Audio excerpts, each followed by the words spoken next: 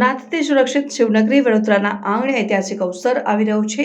શહેરના મધ્યબિંદુ સુરસાગરના મધ્યમાં સ્થિત શ્રી સર્વેશ્વર મહાદેવની 111 ફૂટ ઊંચી વડોદરાની ઓળખ સમી ભવ્ય પ્રતિમા હવે સુવર્ણજડિત 2023 ફેબ્રુઆરી મહાશિવરાત્રી પર્વે લોકાર્પિત કરવામાં આવી અને વડોદરા ટુરિઝમની નવી આકારલેતી સર્કિટનું મહત્વનું કેન્દ્ર બની ગયું।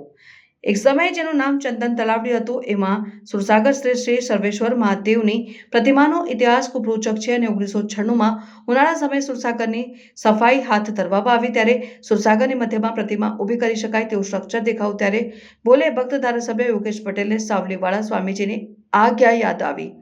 સ્વામીજી યોગેશ પટેલ સમક્ષ વડોદરાના દેવાધિદેવ શિવજીની પ્રતિમા મહાપ્રતિમાનું નિર્માણ થાય અને પ્રત્યેક શિવરાત્રિએ શિવજીની સવારી નીકળે તેવી ઈચ્છા દર્શાવી 2013થી શિવજી કી સવારીની નવી જ પરંપરાનો પ્રારંભ થયો। પહેલે જ યાત્રામાં શહેરના લાખો શિવભક્તો યાત્રામાં જોડાયા અને જગન્નાથપુરીની રથયાત્રાની યાદ અપાવી। 2013થી શિવજી કી સવારી વડોદરાનું વધુ એક નજરાણું બની।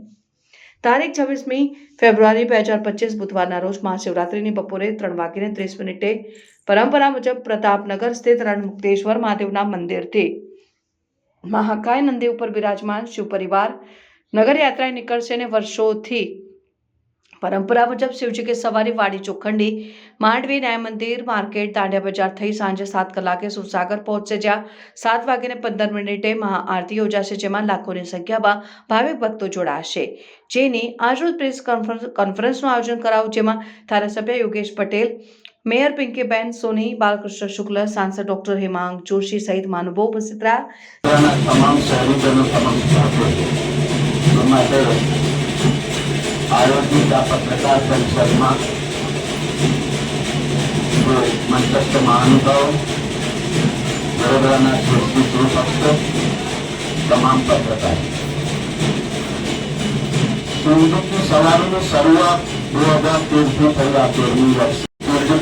શિવજીની સવારીની જે શરૂઆત છે ઇતિહાસ છે એની બધા બહુ વાત કરશે,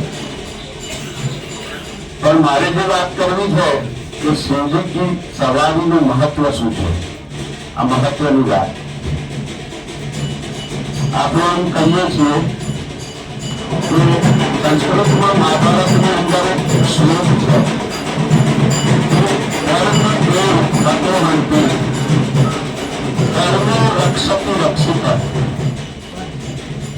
એટલે ધર્મની રક્ષા જે કરશે ધર્મ એની રક્ષા કરે છે, બાકી ધર્મ જ સુરક્ષિત નહીં હોય તો વિનાશ નિશ્ચિત છે। શિવજી કી સવારીનું મહત્વ એ છે કે શિવજી કી સવારી ધર્મ, આસ્થા, ધાર્મિક એકતા અને શ્રદ્ધા એને ઉજાગર કરે છે। અને કદાચ જે મયંકભાઈ કહ્યું ને, ખરેખર વડોદરાનો મહાકુંભ જોવો હોય તો એ શિવજીની સવારીની અંદર આપણે સાક્ષાત રૂપે જોઈ શકીએ એટલું મોટું ઘોડાપુર એ દિવસે વડોદરાની અંદર હોય છે।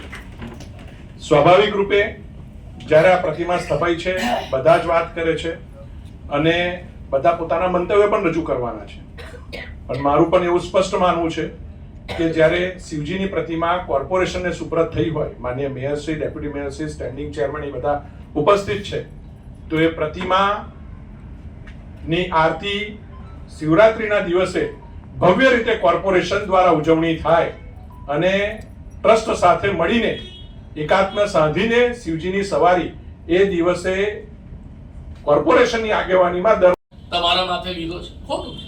આ પિયુષભાઈ વર્ષોથી આ જગ્યા વર્ષોથી એટલે શરૂઆતથી ઇન્સેપ્શનથી જ્યારે તળાવ ખાલી થયું અને એક સ્ટ્રક્ચર મળ્યું અને મૂર્તિ બનાવવાનું નક્કી કરવામાં આવ્યું ને, ત્યાંથી આ પિયુષભાઈની હોટલ આ શિવજીના પરિવારની પ્રત્યેક પ્રેસ કોન્ફરન્સ હોય કે પ્રત્યેક બેઠક હોય એનું આ કેન્દ્ર બની છે। આવા તો કેટલાય છે કે જેમણે પોતાનું સર્વસ્વ આપ્યું છે અને આપણે કોઈના પર મદાર રાખવો પડે। હું તો કહું છું કે આ 50 લાખ કે 1 કરોડ આપણે લેવાની જ શું જરૂર છે। શહેરીજનો સામે જોડી ફેલાવીશું ને કહીશું કે ભાઈ પેલા એક જળોની જેમ ચોટેલા ઇજારદારને પેલા 1 કરોડ ને 5 લાખ આપવાના છે એટલે તમે પૈસા આપો।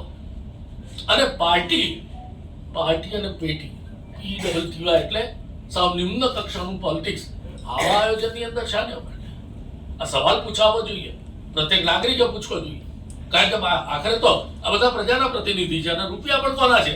પ્રજાના કરવેરાના.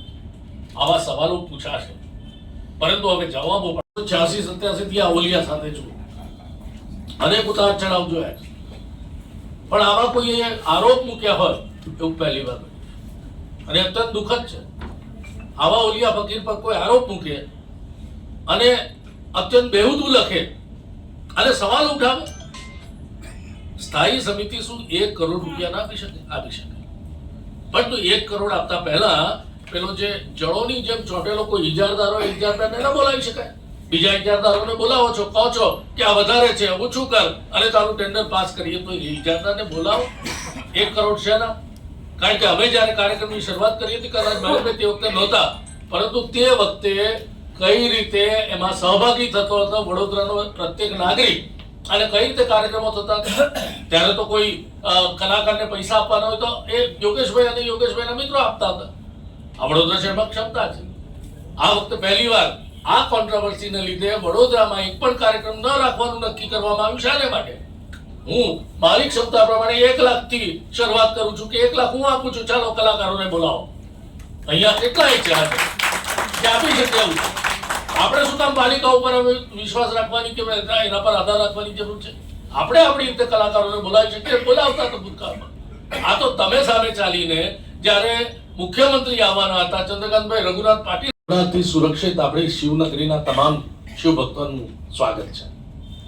આમંત્રણ બદલ યોગેશભાઈનો આભાર અને બોલવાની તક આપી એ માટે મયંકભાઈનો આભાર. કેટલીક મહત્વની વાતો મૂકવી છે, કારણ કે તમે ક્યારે પણ કોઈ મોટા ઇવેન્ટનું કે કોઈ મોટા કાર્યક્રમનું આયોજન કરતા હો, અમુક વર્ષે એની એનાલિસિસ પણ અત્યંત જરૂરી હોય છે. અને એનાલિસિસનો સમય આવ્યો છે એવું હવે લાગે છે. કારણ જ્યારે શિવજી કી સવારીનો વિચાર આવ્યો, શરૂ થઈ અને શિવજી કી સવારીમાં ઉત્તરોત્તર આખું વડોદરા જોડાતું ગયું અને શિવજીની ભક્તિનો મહાકુંભ બની ગયો, ત્યારબાદ કેટલાક એડિશન્સ પણ જરૂરી છે. જેમ કે મયંકભાઈ મહાકુંભમાં ગયા, નાગા બાવાઓને મળ્યા, નાગા સાધુઓ સાથે અમે તો પહેલે દિવસે સ્નાન કર્યું હતું, એટલે નાગા સાધુઓ સાથે પણ અમે વાત કરી. નાગા સાધુઓ જાણે છે કે વડોદરામાં આટલી મોટી શિવજીની મૂર્તિ છે, પરંતુ સવાલ એ છે કે આપણે એમનું એડિશન કેમ ન કરી શકીએ? ભવનાથનો મેળો આજે પણ આટલા વર્ષે સદીઓથી જાણીતો છે એટલા માટે કે ત્યાં નાગા સાધુઓ આવે છે. આ નાગા સાધુઓ વડોદરા કેમ ના? વડોદરા આપણી શિવજી કી સવારીમાં જોડાય એ અત્યંત મહત્વનું છે. આપણે જઈને આમંત્રણ આપીએ, આવશે નક્કી છે. એટલે જે આપણે સંદર્શનીય એક શિવજી કી સવારી કાઢીએ છીએ એની જગ્યાએ ભક્તિભાવ અંદર એડ થાય એ અત્યંત મહત્વનું છે. રહી વાત પહેલી વાર કોઈ પ્રેસ નોટની અંદર કોઈ સ્પષ્ટતા કરવી પડે, એ પણ અત્યંત દુઃખદ છે. અપેક્ષિત હતું અને આગામી દિવસોમાં એટલે એપ્રિલ મે સુધીમાં આ પ્રકારે આપણે જેવી રીતે યુરોપિયન કન્ટ્રીઝમાં, સિંગાપુરમાં જે પ્રમાણે પ્રોજેક્શન મેપિંગ હોય છે, જેના ઉપર પાણીથી જે એક દિવાલ બને અને તેના ઉપર સ્ટોરી ટેલિંગ, એટલે કે જે આપણે શિવજીની માહિતી આપી છે, ગણેશજીની માહિતી આપી છે, જે તે ઉત્સવ હશે તેની માહિતીને સાથે સાથે લાઇટ એન્ડ સાઉન્ડ શો સાથે આપણે મહાઆરતીનું જ્યારે આયોજન કરીશું ત્યારે એમાં પણ અલગ અલગ પ્રકારના લાઇટિંગ થાય એ પ્રકારનું આખું આયોજન છે. તો મને લાગે છે કે આ અજયભાઈની જે વાત છે નાગા સાધુઓની, એ પણ એક ખરેખર બહુ અદ્ભુત વાત છે. અને એના પણ મયંકભાઈ હવે તો શિવજી કી સવારીના પ્રમુખ છે, તો એમને પ્રયત્ન કરીને નાગા સાધુઓ જોડે સંપર્ક કરી એમને બોલાવી દેવું જોઈએ આમંત્રણ આપી. જી શિવજી કી સવારીમાં જોડાયા હોય ત્યારે, અને ખાસ તો તમામ મીડિયાના મિત્રો અત્યારે ઉપસ્થિત છે. કોઈ વાદ વિવાદનો વિષય નથી. અને અજયભાઈ જ્યાં સુધી મને માહિતી થઈ ત્યાં સુધી યોગેશભાઈ જોડે માનનીય મંત્રીશ્રી અને સચિવશ્રીએ પણ વાત કરેલી છે કે આ વખતે પણ કાર્યક્રમોના આયોજન માટે રાજ્ય સરકાર સાથે જોડાવાનું છે. એમને ખબર છે, તો ખબરની વાત મુકાઈ છે કે નહીં પહેલા મને ખબર નથી, પણ કાલે એના માટે પણ અમે મળવાના છે અને માનનીય મંત્રીશ્રીએ એની વાત કરેલી છે કે આપણે વ્યવસ્થા બધી કરવાના છે. જ્યારે 2 વર્ષ પહેલા અમે જયારે ચૂંટીને આવ્યા ત્યારે મેં યોગેશભાઈને એવું કીધું કે તમારું શિવજી કી પ્રતિમાનું જે એક સપનું છે એ સપનાથી પણ વધારે સારી રીતે આપણે કરી શકીએ છીએ.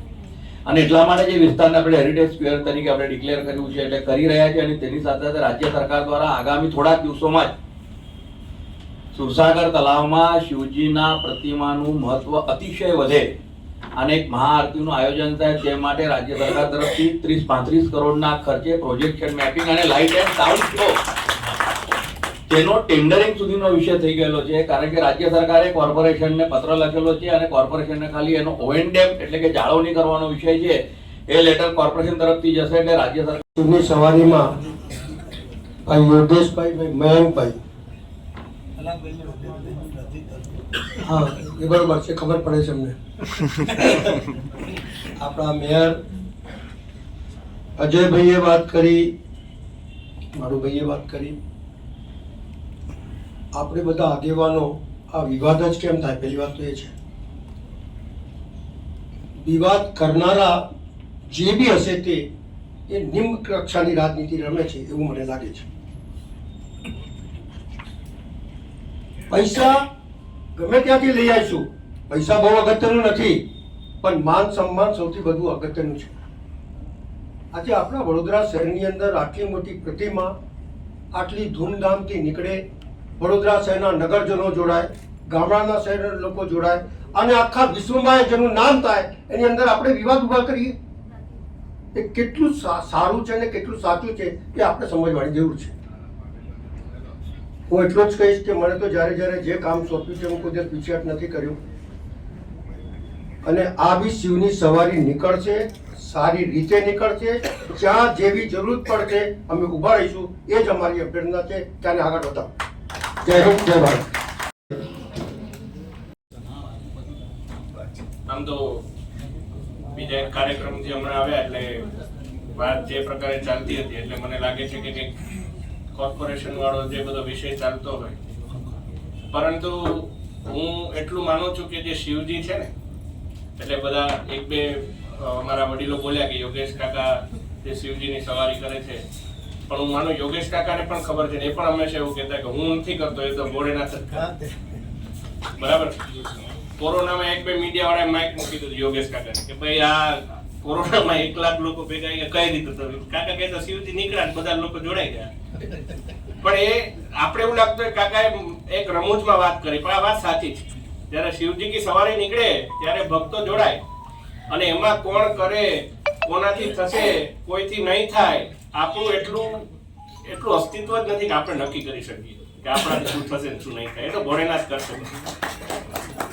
અને જે વાત હું એકચ્યુઅલી આ પ્રેસ કોન્ફરન્સની તો ઘણા ટાઈમથી રાહ જોતો હતો, કારણ કે યોગેશ કાકા સાથે મળી અને તમામ ધારાસભ્યો સાથે મળીને હજુ એક જે પ્રોજેક્ટ ઉપર વાત ચાલતી હતી, સૌ પ્રથમ તો એ બાબતે પણ ચર્ચા કરવાની આજે થાય કે સાંસદ બન્યા પછી જ્યારે અમારી બીજી સંકલન હતી અને ત્યારબાદ આયોજન અધિકારી અને કલેક્ટરશ્રી સાથે હું અને કાકા મળ્યા હતા. તમામ ધારાસભ્યશ્રીઓમાંથી 1-2 લોકો ગાંધીનગર હોવાથી ત્યારે નતા આવી શકતા, પરંતુ અમારા તમામ સાથે ચર્ચા કરી અને અમે નવનાથના પ્રોજેક્ટની અંદર પણ સરકારે પ્રાથમિક ધોરણે 5 કરોડ રૂપિયા ફાળવ્યા છે અને નવનાથના પ્રોજેક્ટની અંદર પ્રાથમિક પહેલા તબક્કામાં 4 આપણા નવનાથના મંદિરનું આઈડેન્ટિફિકેશન અત્યારે ચાલે છે ને એનું પણ કામ આવનારા 3 મહિનાની અંદર શરૂ થવાનું. એટલે જે પૂરમાં પણ અમુક આપણા વડોદરાના નાગરિકોની પણ લાગણી હતી કે નવનાથ મંદિરનો જીર્ણોદ્ધાર થાય, એનું ડેવલપમેન્ટ થાય તો પૂરમાં પણ આપણને રાહત મળી શકે, તો એને લઈને પણ ખૂબ સારું કાર્ય માનનીય મુખ્યમંત્રી શ્રીમાન ભૂપેન્દ્રભાઈ પટેલજીએ આ બાબતે આપણી લાગણીને સ્વીકારી છે. અને રહી વાત શિવજી કી સવારીનું આયોજન, સત્યમ શિવમ સુંદરમ પરિવારનું જે આયોજન છે એ આયોજન તમામ પાર્ટીથી ઉપર, તમામ હોદ્દાથી ઉપર આપણા સૌનું છે અને આપણે સૌએ સાથે મળી અને એમાં આપણે જે કંઈ થાય એ બધું સારું કરવાનું જ છે. અમારે તો અમારું ખિસકોલી સમૂહ જ્યાં કંઈ પણ યોગદાન આપવાનું હશે તો અમે બધા છીએ જ, પણ ફરી એકવાર હું એક જ વાતને દોહરાવવા માંગીશ કે શિવજી કી સવારી કોઈના થવાથી થશે ને કોઈના નહીં થવાથી નહીં થાય એ બધું આપણે વિચારવાનું નથી.